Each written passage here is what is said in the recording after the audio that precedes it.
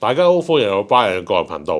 今日咧就會同大家講下兩支鏡頭啦，同埋咧分享一下咧我用佢哋一啲心得嘅。喺講之前咧，我想講翻少少叫做一啲背景啦。背景係咩咧？就係咧，自從 Canon 咧就進入咗呢個全片幅無反嘅世界之後咧，你發現咧佢除咗一啲好頂級嘅 L 鏡之外咧，佢亦都有出一啲咧非常高性價比嘅定焦鏡頭嘅。即係反而咧，你話要想揾一啲高性價比嘅變焦鏡咧，其實佢選擇範圍又唔係咁多喎。但係咧定焦鏡咧，佢又唔知點解有咁多俾大家選擇喎。咁講真啦，即係對於好多真係比較入門嘅用家嚟講咧，如果我又唔係想使太多錢，但係又想試下玩定焦嘅感覺咧，其實 Canon 而家咧就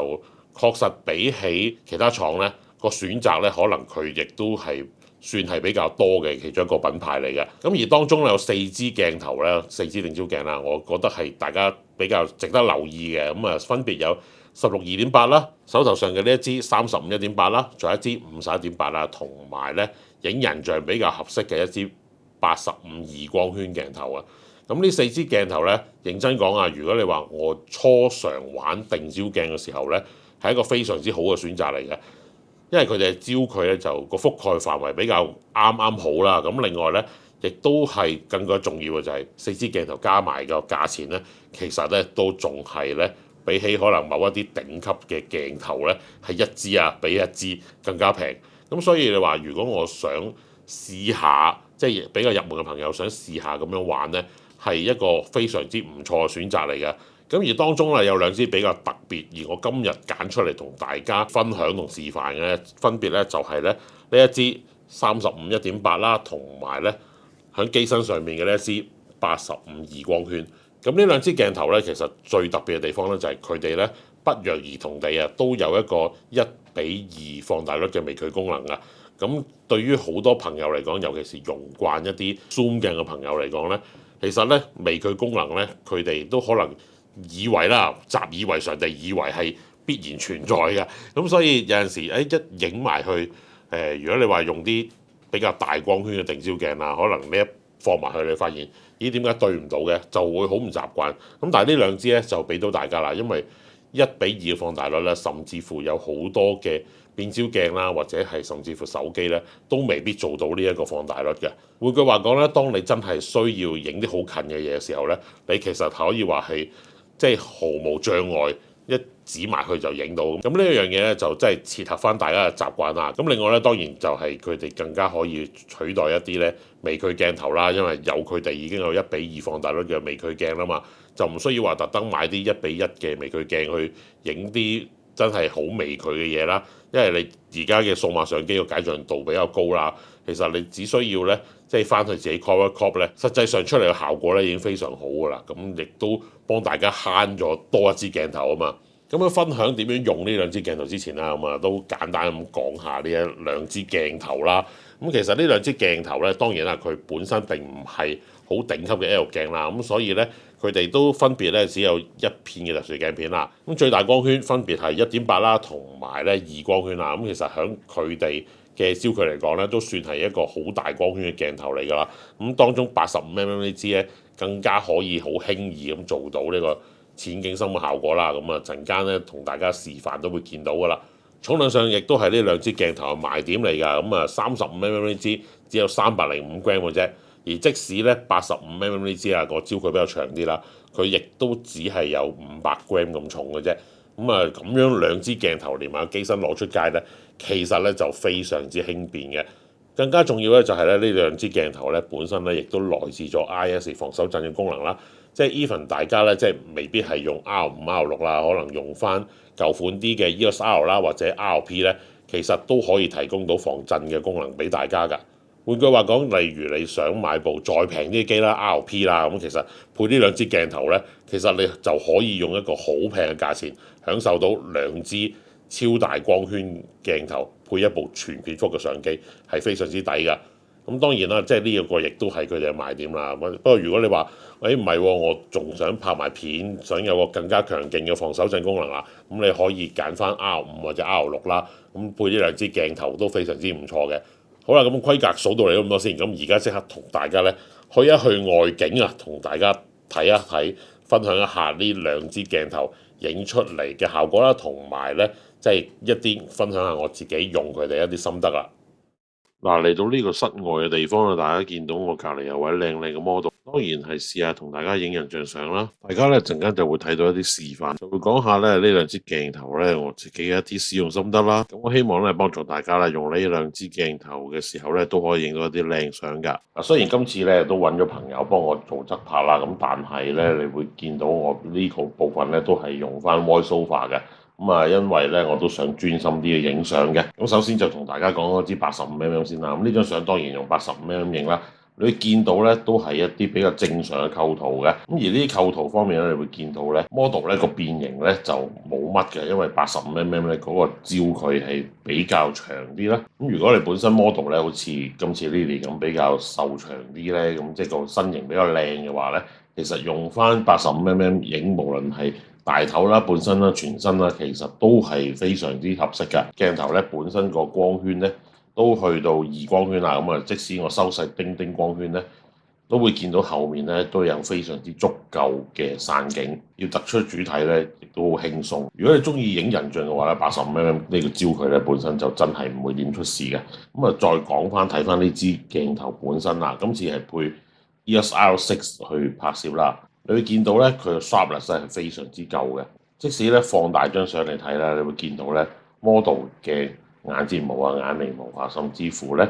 佢塊面嘅 texture 咧都係好精細嘅。啊，你見到啲髮絲少少髮絲都係好清晰啦。咁提翻少少啦，今次嘅影嘅相咧都係用翻相機本身嘅全自動測光啦。咁啊配合翻人面對焦，連 white balance 咧都係 auto 㗎。基本上咧相機咧一 detect 到 model 塊面咧，就用翻 model 塊面去測光去做白平衡㗎啦。咁所以咧基本上完全唔需要擔心嘅。嗱，想提翻少少嘢啦，咁啊支鏡頭咧佢係2光圈啦，咁但係咧有陣時咧都會再刻意收細少少嘅。點解咧？就係話咧，當你影好近嘅時候咧，嗱好似呢張咁啦，model 塊面都其實都佔咗半個畫面㗎啦。咁後面個散景咧都非常之足夠啊！即使我收細咗2級光圈，咁而呢個情況之下咧，你係會見到咧係有足夠嘅景深嘅。咁啊，除咗成隻眼 sharp 晒之外咧，另外一隻眼咧都基本上都開始 sharp 噶啦。咁當然啦，如果你話想成塊面都 sharp 晒，係需要再收多少少光圈嘅。我個人嚟講咧，就真係唔係太中意咧。你話下下開盡個光圈，咁啊係連一隻眼都 sharp 唔晒嘅。咁呢樣嘢用起上嚟嘅時候要留意咯。嗱，呢張相咧本身咧就係去到一個背光嘅情況㗎啦，後面個天好光嘅，咁但係咧你仍然見到成張相咧個色彩咧係好飽和。Even 咧係一支比較平價嘅鏡頭啦，都唔會話咁容易咧俾啲背光後面嘅光咧影響咗成張相嘅 saturation 嘅。咁留意翻呢張相啦，都影咗係半身㗎啦，咁你會見到咧我係開盡咗2光圈啦，咁但係咧仍然可以影到咧 model 咧接近咧成塊面 sharp 嘅。咁呢啲情況咧，你就算開盡個光圈用咧，都係好足夠啦。或者有啲髮絲非常之仔細嘅。咁呢支鏡頭質素咧，基本上咧都令人咧非常之滿意嘅。趁呢度咧講多樣嘢啦，其實好多時咧 model 本身咧都會有一邊面咧會好睇過另一邊面嘅。咁 model 好自然嘅就係話咧，佢中意咧將個分界咧分咗去邊面咧。即係譬如佢分咗喺呢邊咧，佢呢邊面其實通常都會好睇啲嘅。咁但係咧，留意呢張相啦，作為一個攝影人咧，除咗留意翻 model 本身塊面邊個角度靚之外啦，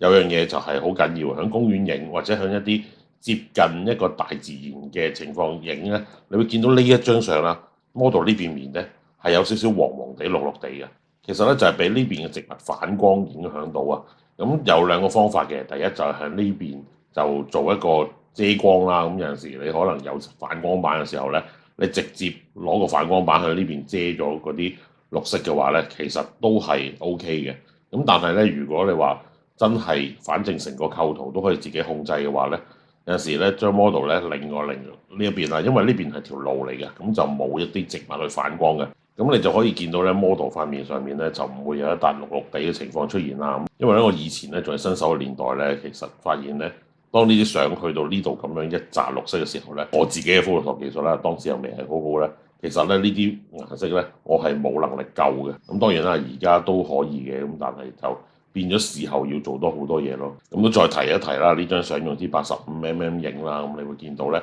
，even 收到4光圈咧，後面咧都係有足夠嘅 blur 啦，而 model 塊面咧，其實咧個 sharpness 咧就出晒嚟。咁有陣時就係話鏡頭你真係未必下下需要用到最大嘅光圈嘅，反為你仲要留意埋咧個景深咧夠唔夠呢一樣嘢都係好緊要嘅。講完支85就講下支351.8啦。咁頭先咧張85有一張咧類似嘅構圖㗎，你會見到咧35如果你影翻個非常之類似嘅構圖咧，係始終個影像咧，即係 model 塊面咧，尤其是咁近影嘅時候咧，係比例上係冇咁靚嘅。呢一樣嘢就要留意啦。咁當然啦，每個 model 本身咧就住佢自己嘅輪廓咧都有少少分別嘅。可能有啲 model 咧，你用翻35mm 近啲影咧，可能佢仲反為會好睇過用85mm嘅。咁當然啦，大部分情況都係用翻長啲焦距。咁樣影會靚啲啦。咁而呢一張咧，我除咗提翻呢樣嘢之外咧，咁亦都想睇下，其實85mm 1.8咧開盡佢咧，做個淺景深效果都唔錯嘅。咁嚟到呢張咧，都係講翻個背光嘅情況啦。上面咧個太陽就大概喺呢度上少少個位啦。基本上個太陽咧係直射到落個鏡片上面嘅。你都會見到咧呢支鏡頭咧個表現咧都係咧非常之唔錯。成張相咧嘅色彩仍然係好好嘅。咁同埋啦，只要個背景夠遠咧，本身你都可以咧輕鬆做到一個好唔錯嘅淺景深效果啦。即係後面都 blur 得好靚嘅。呢張相咧我幾中意嘅，35mm 1.8就一個好基本構圖嚟嘅啫。咁只要咧將個 model 嘅腳啦擺得一個合適嘅 pose 啦，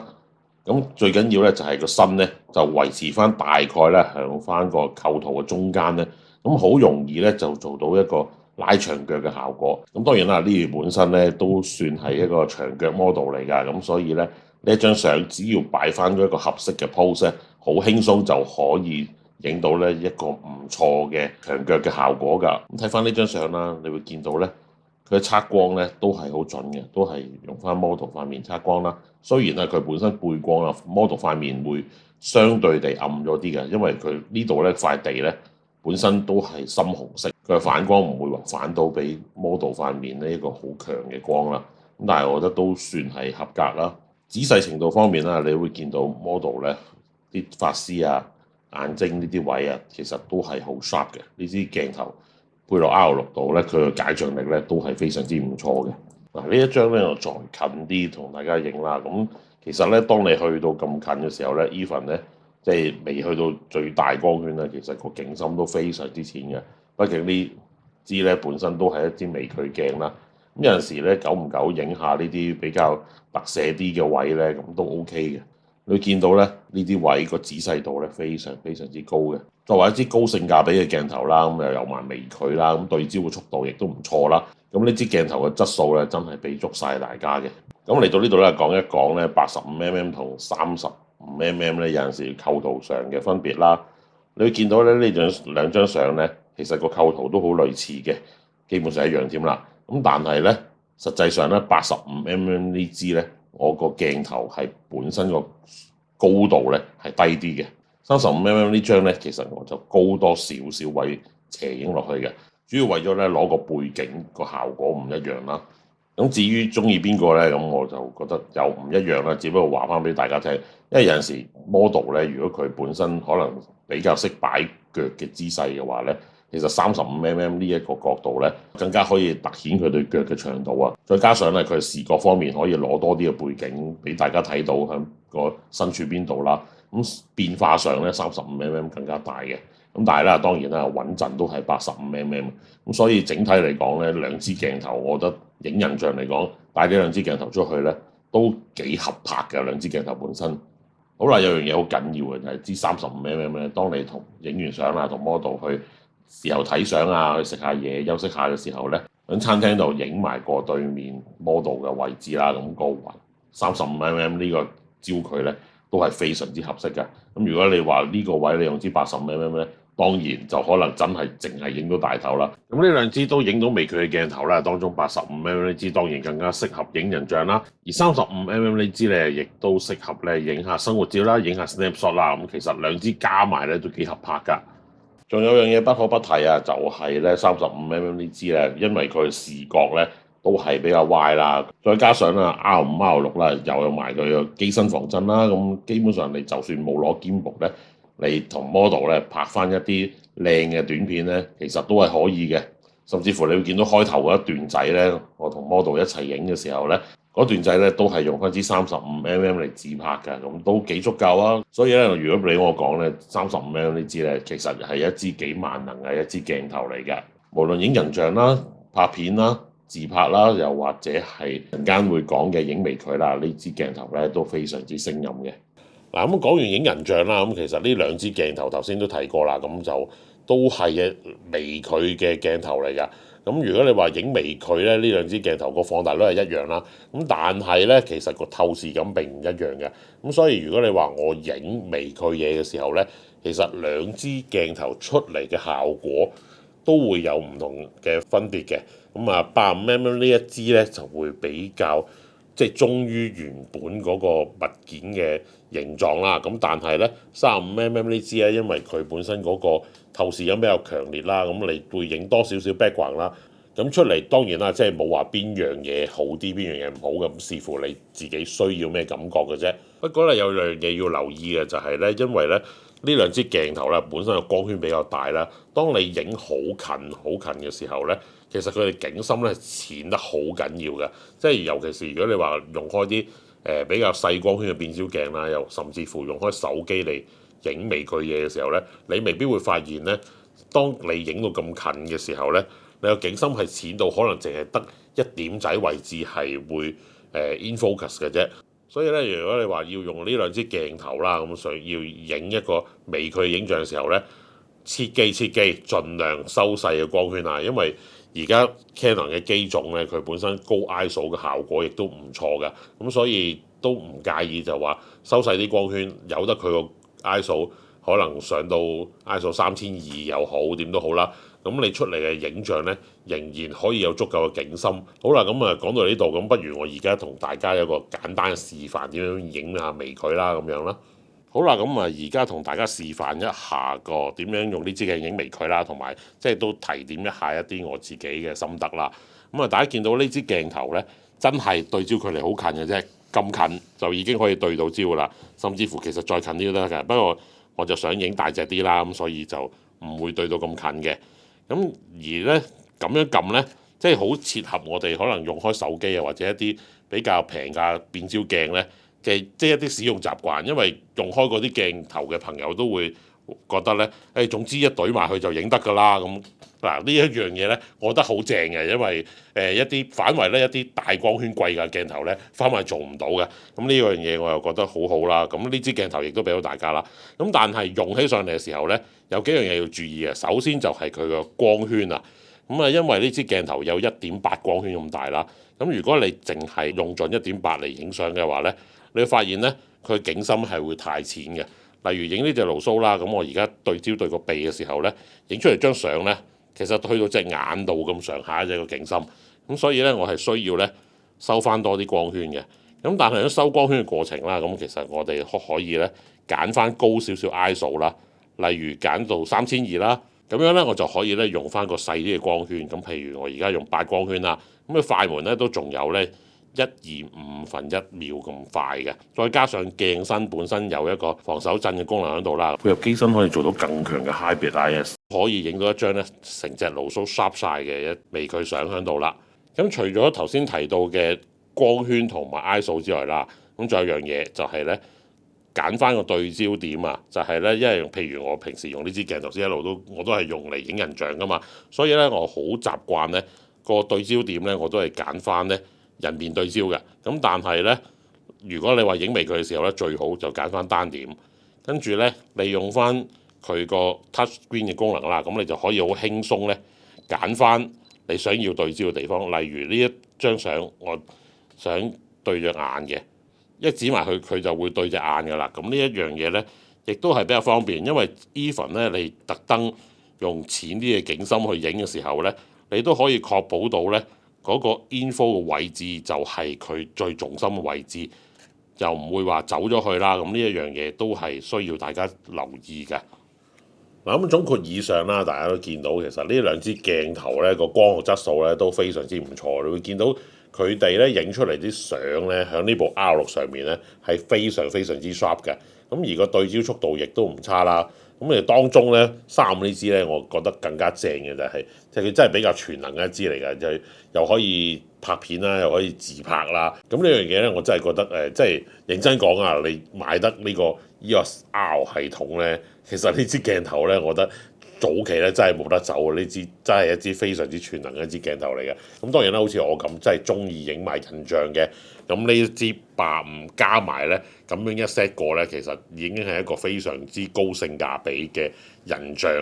加埋呢個萬能嘅組合嚟嘅。所以整體嚟講咧，如果你又想即係試下玩下全面幅啦，又想玩下定焦啦，但係又想個價位咧，即係暫時都未必可能俾到太多啦。咁甚至乎錢唔係問題啊，但係想要輕便嘅話咧，呢一個咁嘅組合嚟講咧，我真係覺得幾值得推介俾大家㗎。咁好啦，咁啊今日嘅分享嚟到咁多先啦。咁下次再有其他嘢同大家講解或者分享咧，咁啊再喺呢度同大家見面啦。下次再見啦，多謝各位，拜拜。